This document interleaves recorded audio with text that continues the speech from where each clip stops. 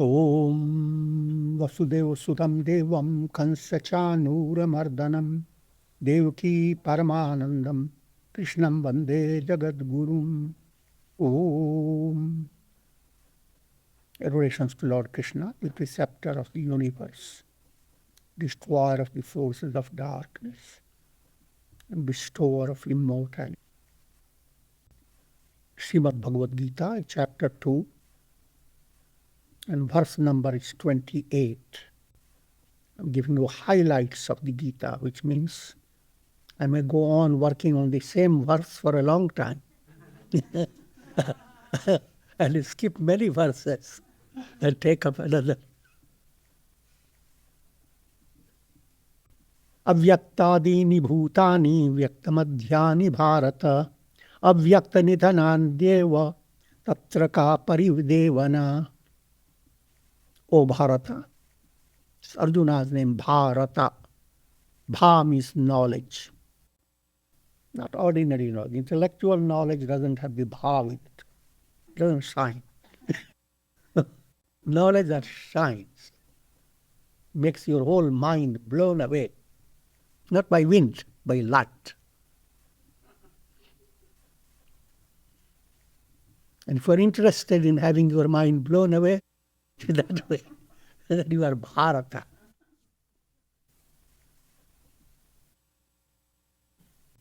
So when Krishna is giving this teaching, don't think he's just meaning the teaching to stay in the ears of Arjuna.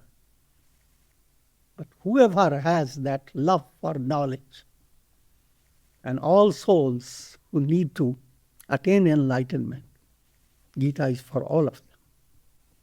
Arjuna is just one representative of all.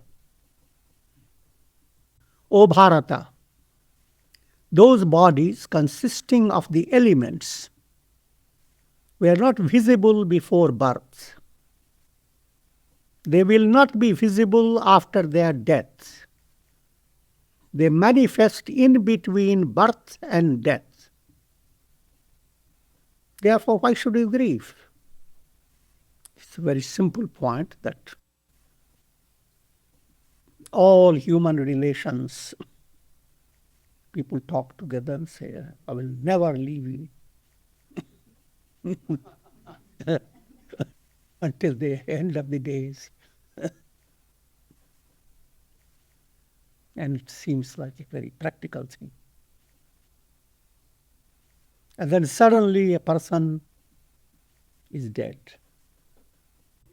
But the body of the person is very relaxed, right before your eyes. Nothing has changed. Not a single hair has turned grey. Everything in the body is there, from the toes to the head. If you have seen a person sleeping like that, you wouldn't cry. To see a person dead, that sends a chill and shiver and tremendous shock to human mind.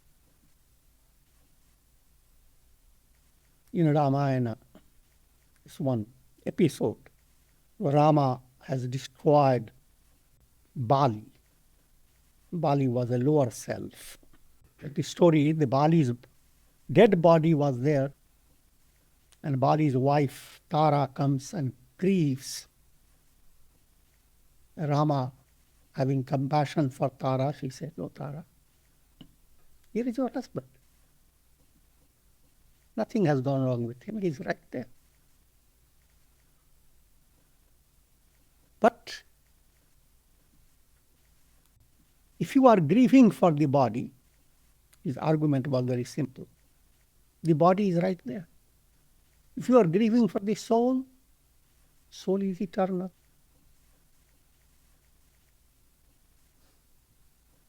So try to treat your mind.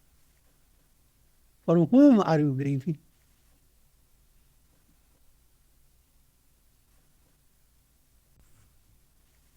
And there is simple way to understand.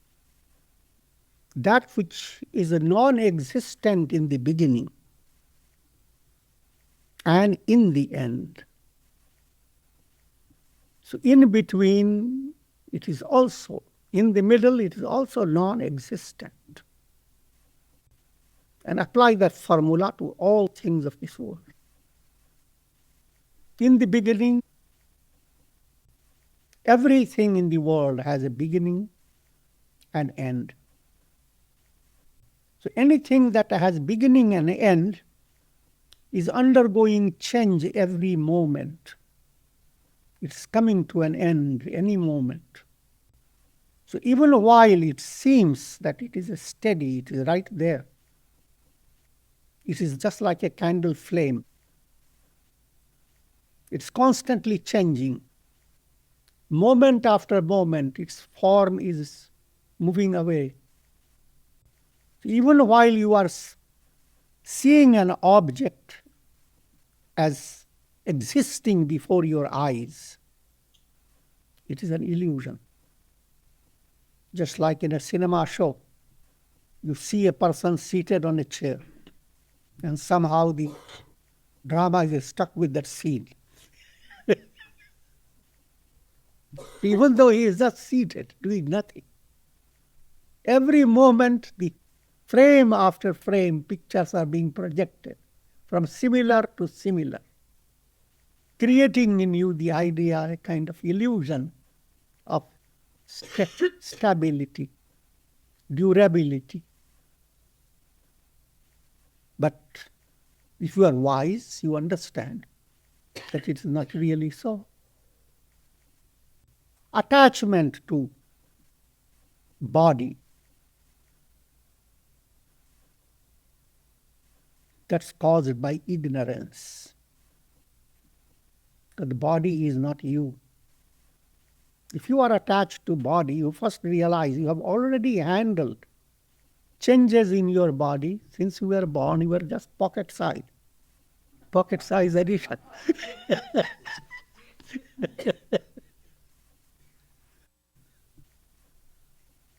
That body is gone, long gone. Who is grieving for it? Nobody.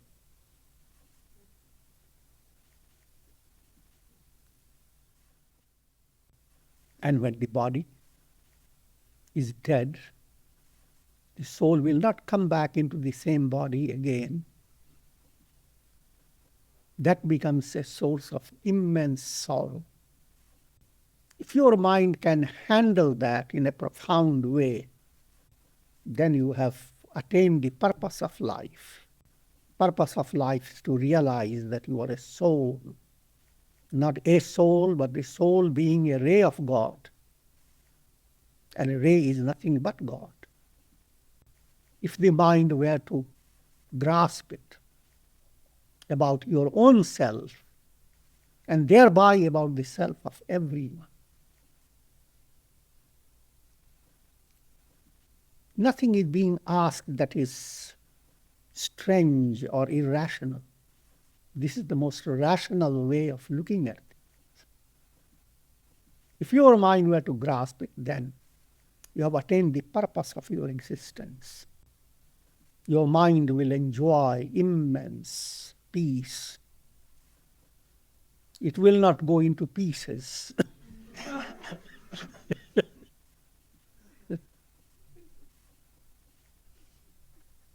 Peace of a cloud that is being pierced by the rays of light. It will appear as if it is going through a big torture. It will appear. But the cloud is so happy, it goes on melting and the light goes on flowing through it. As your mind goes on working upon, I am the soul, not the body. So why do I keep my mind agonized about an illusory I am?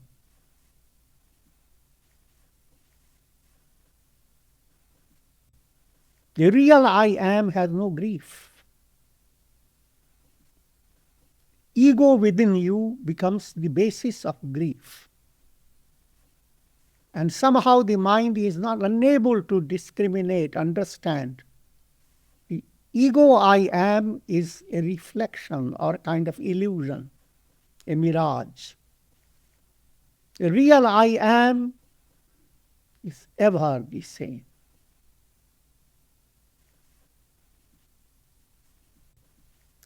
To give you a philosophical way to understand, the absolute reality is Brahman, Brahman the absolute, one without a second. And that's the essential nature in everyone.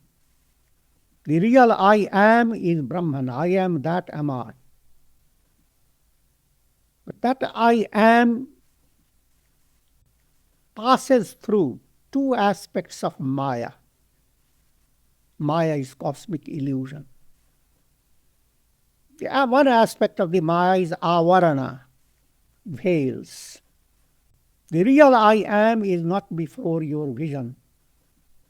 You are not aware of it. Just like in semi-darkness, you are seeing something. Looks like a snake. Actually, you are seeing a rope. But the semi-darkness has veiled it. If it had simply veiled it, there would be no problem. But another aspect called vikshepa. So Maya has two functions. Avarana, veiling it, and then distorting it, refracting it. Firstly, you don't know what the world is. Secondly, it is snake. Thirdly, it has raised its hood. Fourthly, it has fangs. Fifthly, it has bitten you already.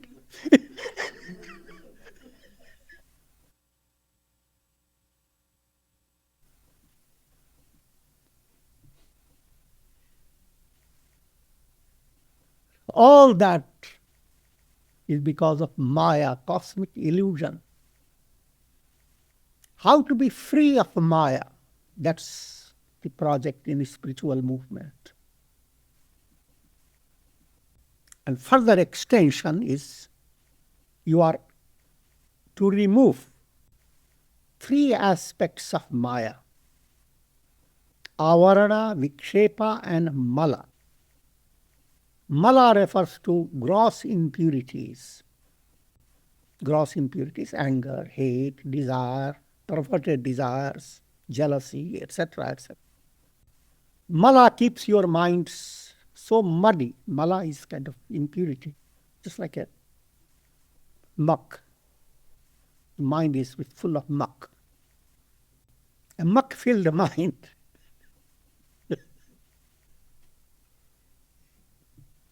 doesn't allow the soul to experience the innate joy that's beyond imagination. How to turn this muck-filled mind into nirmala state, mind free of impurities. The simple point answer to this is karma yoga.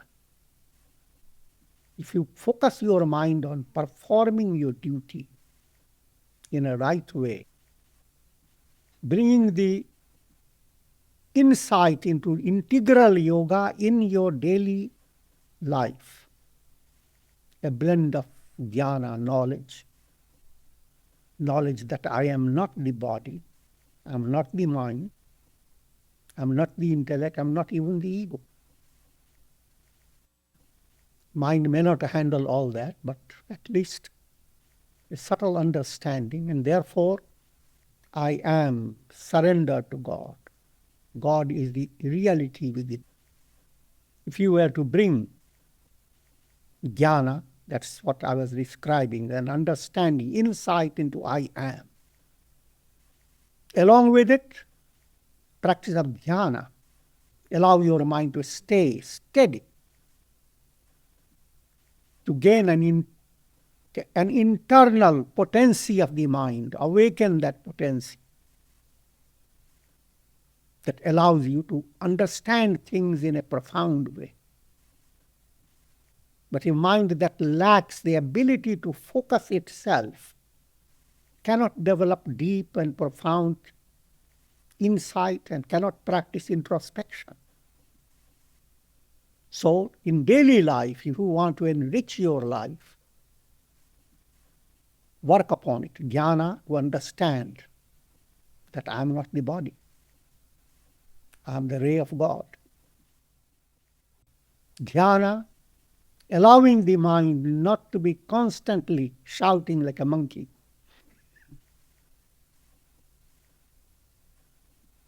But to become more and more tamed. And bhakti, devotion. Allowing yourself to experience profounder form of feeling and the joy of divine love. Everyone is working for love. But the love that is experienced by human mind is very little.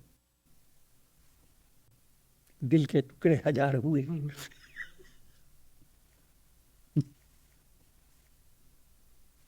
People say this, I love someone wholeheartedly. But something happens that the whole heart has become pieces. One piece fell here, one piece fell.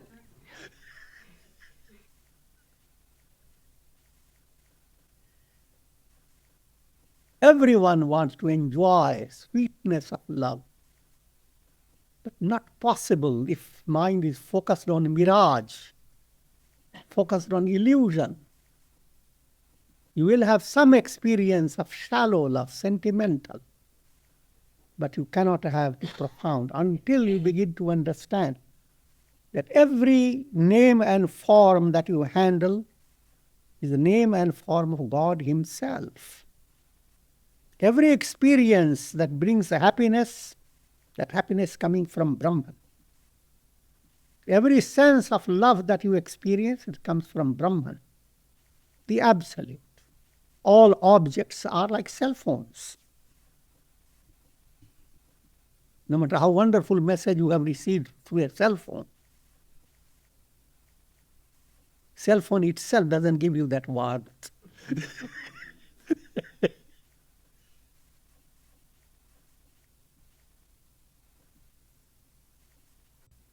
So therefore, the project in life is, do not be deluded by Maya. Maya has two aspects, vidya and avidya, that I have explained to you before. Through good association, good karmas, you begin to follow the path of Shreya. Shreya is that will uplift your mind. It is just like in the dark night, you woke up in a forest with the idea of getting out of the forest. But you don't know which way is out of the forest and which way is going more and more into the forest. Here your mind needs certain advice, certain guidance. That guidance, now moving deeper and deeper into the forest, that path you have adopted, then that's called avidya, ignorance. Another word is preya, that which is pleasant to you. Not real you, you're a monkey.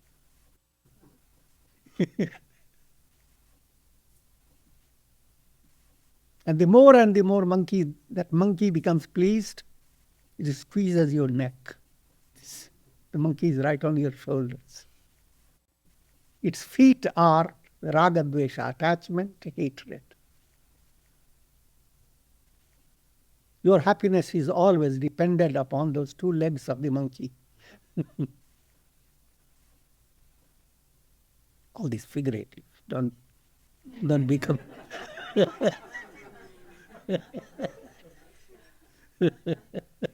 So that's called avidya. You are being led by ignorance. And you are following the path of preya, that which is apparently pleasant to you. Not pleasant to your deeper, pleasant to the monkey aspect within you. You drive a chariot, And you can be so generous that you allow the horses to have their whim. That's what's called prayer. And the horses naturally will not take you to your goal. They don't know what your goal is. They will take themselves to wherever seems pleasant. And the whole chariot can be wrecked. The path of prayer and path of Shreya, that where you begin to control your horses. Senses are there, but begin to control them. They should be under the control of your intellect, under the control of your mind. Go one step further, mind should be under the control of your intellect. Intellect should be pure, intuitive. Intuitive intellect is transparent, therefore you are under the control or under the umbrella or under the grace of God. So once you have brought about that process called Shreya, the path of blessedness, everyone has that choice. And every day sun rises with a question. Are you going to follow prayer or Shreya?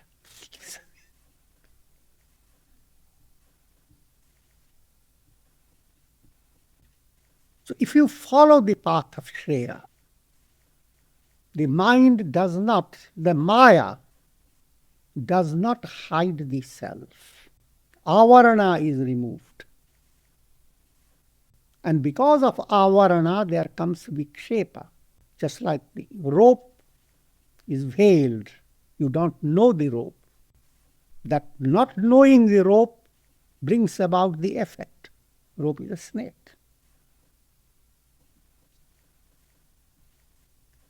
Your goal is to not be gripped by Maya. Thereby you overcome vikshepa. The world is viewed, or you begin to experience the world is the self, is God's manifestation. And once you have that, then God is not hiding anymore. The Maya's role of hiding God and distorting God, both aspects move away. That's the goal. Ashyarevat pashyati kashchidenam ashyarevad vadati tathaiva chanyah ashyarevad chaina manyah shinoti shiptvapyenam vedana chaiva kashchit. Some behold the self as a wonder. Some talk about him with wonder. Others hear about him with wonder. And having heard about him, none are able to comprehend him. That's a statement of a thunder. Thundering a statement. I'm just trying to synchronize with wonder.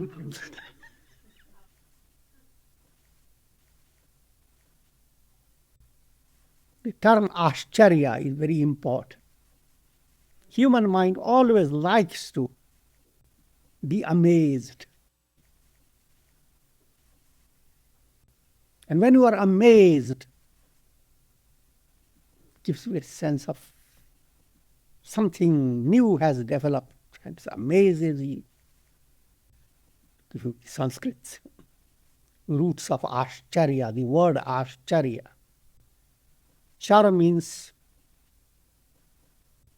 happenings, things that flow in the creation. As those things flow, ashcharya, something happens and say, ah.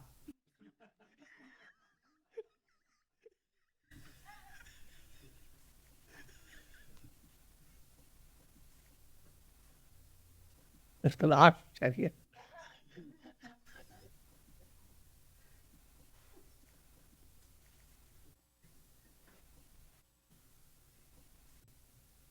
Most minds that are not ready for profounder knowledge, they are happy with the world. The world gives some amazing ashcharya day by day. But the amazement that you experience remains at a shallow level. As you advance, You look at the world with a deeper, profounder sensitivity. Imagine, just if you are just a student, academic student, as you advance in different higher rungs of education, you begin to wonder how there is in mathematics a concept of infinity. You add infinity to infinity, it stays infinity. Multiply infinity by infinity, it stays infinity. Infinity minus infinity, still it is infinity. Isn't it a wonder?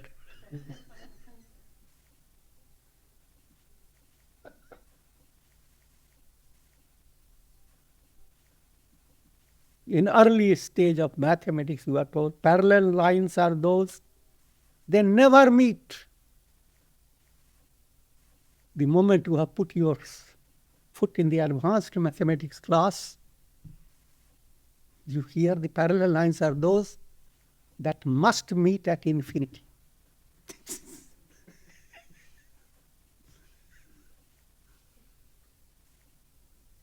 And hearing words of wonder.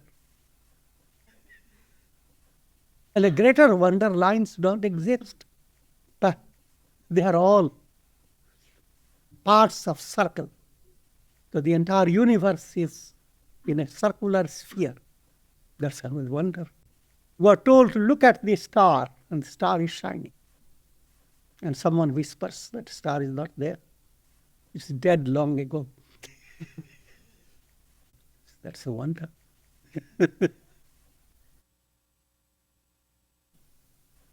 And then you begin to understand even the smallest little things. A little seed germinates. Its very tender roots begin to go into the earth. It has not studied science. It doesn't know all the mystery of things, how to move. But it has such a feeling and intelligence to break into crusts of earth, the layers of rocks, rootlets going deep and deep into it, finding every vulnerable point and invading it, and drawing all the exact nutrients for the tree. And all without worry, without anxiety. Wouldn't you call it a wonder?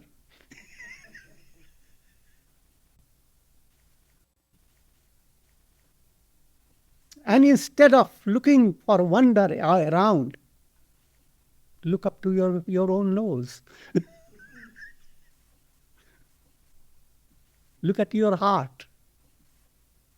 Such a small structure, constantly continuing to operate, to sustain your life. Doesn't appeal to you. Look at your brain. A very little portion of the brain has all the ability to comprehend the universe. Very little. Floating in the skull.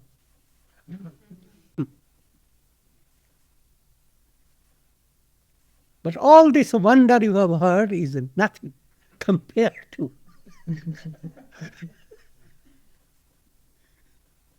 the revelation. You are that. I am that am I. This entire world of wonder doesn't exist. That's the wonder of wonders.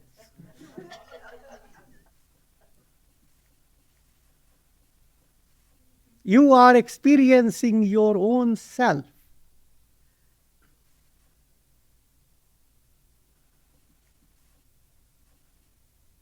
Think of the imagination. One day the sun woke up with a kind of some mental disbalance. Look at the world, shining with so many rainbows, etc. And full of surprises. Let me explore this wonderful world and to see how many types of illuminations are there. wonder of wonders.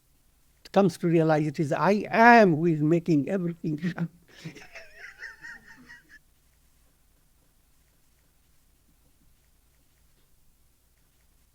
That blows your mind away. Some behold the self as a wonder. Now, going into more classical way to understand. Every soul dominated by ignorance, avidya, goes after three types of desires. Desires at a profound level, urges, threefold urges, called eshanas. Putreshana, vitteshana, lokeshana. Putreshana, everyone has that subtle urge to perpetuate, to have progeny. Children, grandchildren, so forth. Next, vitteshana. Everyone has that urge to have lot of wealth, possessions. And third, lokeshana. Urge to be recognized, popular, having fame and name, and leave a legacy behind, not only to be remembered while you are alive, but for years to come, people will look at a bridge and your name is there.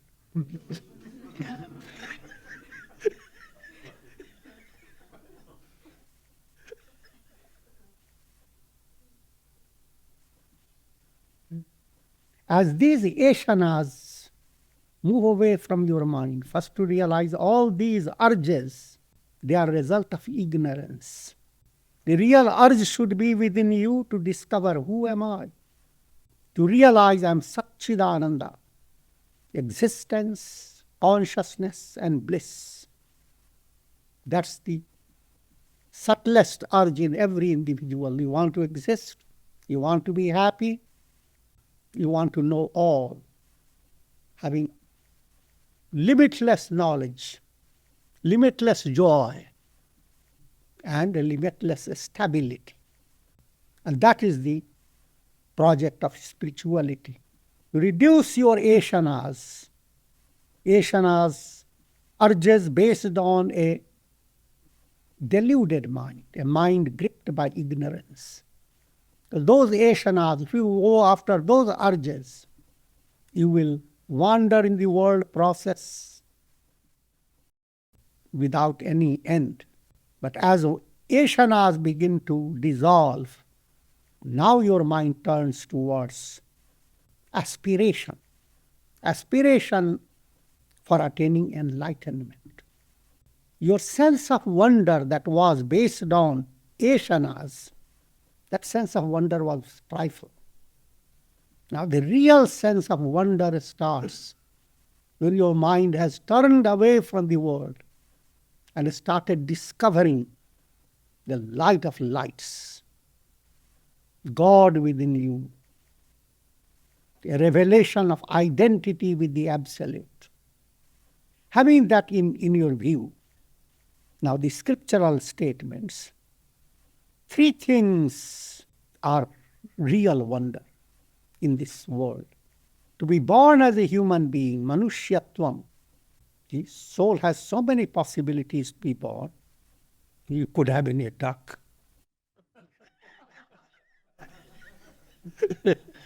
You could have been a swan, you could have been a giraffe, you could have been a lion, or just a kitty cat. Countless possibilities. Isn't it a wonder that you were born as a human embodiment? Next wonder, having entered into human embodiment, developing aspiration for self-realization. Manushyatvam mumukshutvam. And the third wonder, you come in under the guidance of scriptural teachings. Mahapurush Samsraya come under the guidance of a great personality, Guru. All these are wonder of wonders. Now, come to another rung of ladder or of wonder. Similar statement has come also in the Kathopanishad. Shravanapi bahuvirana labhya. This scriptural teaching, you don't find many to be drawn to listen to it. Out of hundreds, just a few. And they are the wonders who come to listen to the teachings of the scripture. And even having listened to these teachings, out of those, only a few are able to really understand it. So it is a wonder to see someone teaching about Brahman. In a world, people gripped with day-to-day realities, so many things have to happen. And here you come to hear a person who says, wake up. Arise. This world is Maya. Nothing exists. Nothing belongs to me.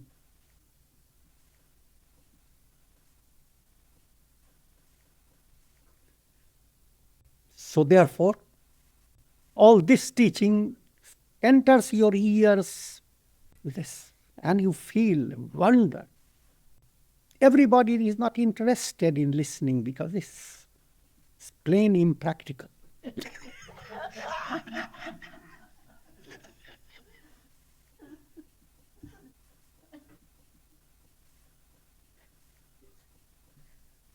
And yet there are people who listen. That's a wonder.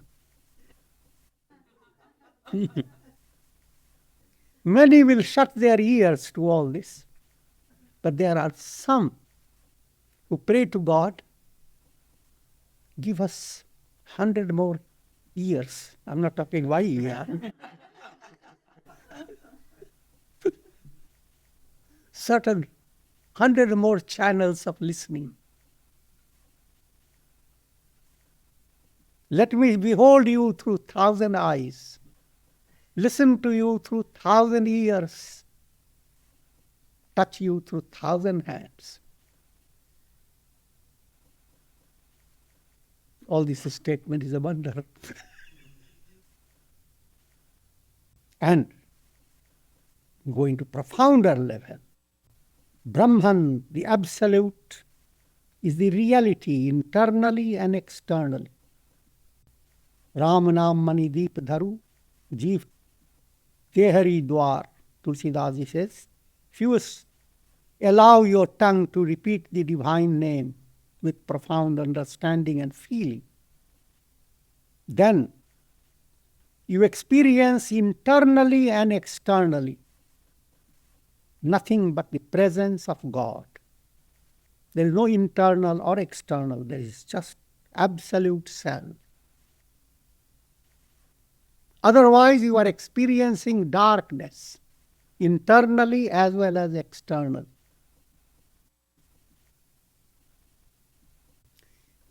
30th verse. Dehi nityam avadhyoyam dehe sarvasya bharata tasmat sarvani bhutani natmam shochitum arhasi. O Bharata, that's Arjuna, the eternal self that dwells in the bodies of all human beings cannot be slain, cannot be killed, cannot be destroyed. Therefore, you should not grieve for any living being. The mind must have a simple understanding, first very simple, that everybody who is born must die. There is no exception to the rule.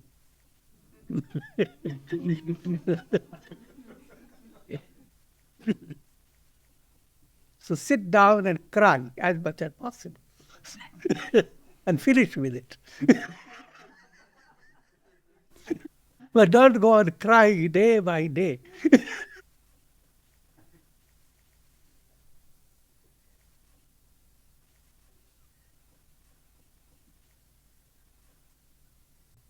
The bodies die, but the self what vitalizes your body, what makes your body alive, that does not die. Body dies.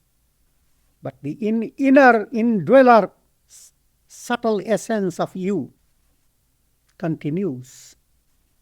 This point has to go deep into your mind. Every human being is a soul in a particular embodiment based on its karma for evolution. The idea that it should stay in that body forever, that will please the mass mind, mass mentality. And they've been trying hard.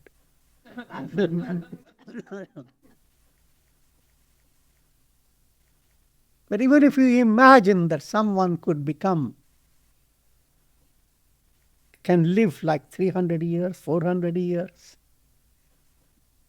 try to imagine the torture that person will suffer and the torture that the person will give to all his people.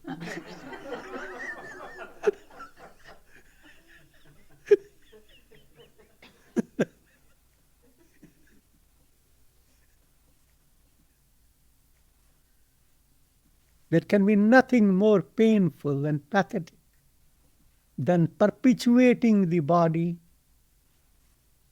because that doesn't mean that you are becoming wiser. But in divine plan, your body is given so that your soul evolves. And when the body becomes not so effective for soul's evolution, the soul kicks the body. When the soul kicks the body is left behind in peace. People don't understand. They don't love the person. If you love the person, a sense of rest and peace will enter your heart. That God has taken the soul in His own project. But what people weep about is your attachment to a form, attachment to moha. You love someone, but are you loving someone, or what are you really loving? However, this type of wisdom requires lot of spiritual nourishment, and therefore it is not easy. But you need to listen to it. That's what called wonder.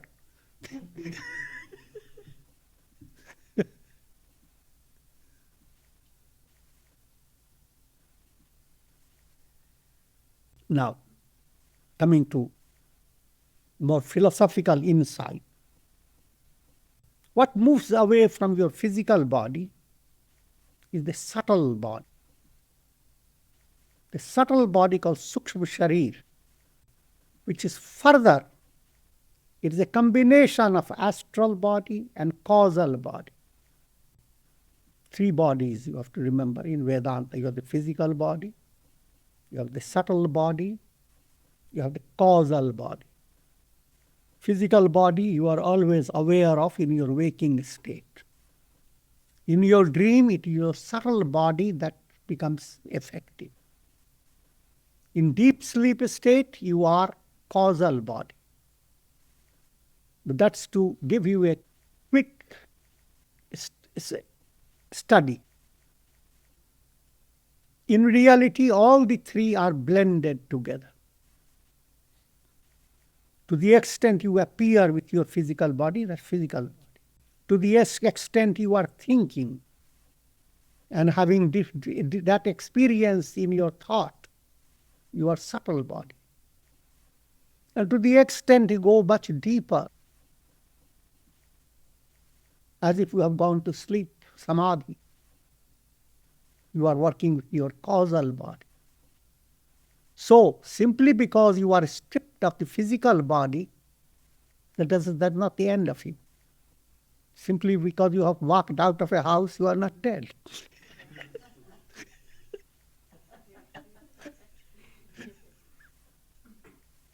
The Sanskrit word is Puryashtaka. 8 factors survive: mind, senses, called Jnanendriyas, organs of action, Karmendriyas. Organs of action, hands and feet, they are called organs of action, but the impulse to allow the hands and feet to operate come from the mind. So Karmendriyas are also subtle. Then pranas, vital forces. Panchabhutas, the 5 subtle elements. Karma, karmas that you have created from the past. Kama, subtle desires called vasanas. Avidya, ignorance, which is the source of all. If you count them all, they are called 8. They are the Puryashtaka. 8-fold city. Soul has these 8 ingredients, and the soul abides in that. It's a flying city, moving city.